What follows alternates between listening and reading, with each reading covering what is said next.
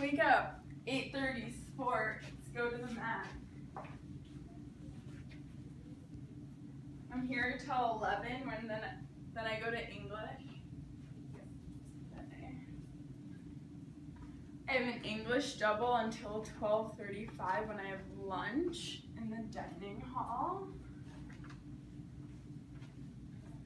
Until 2:05. Then I have history, which is probably back over here. I have history until 3:45, which is another double, and then I have science until 5:20.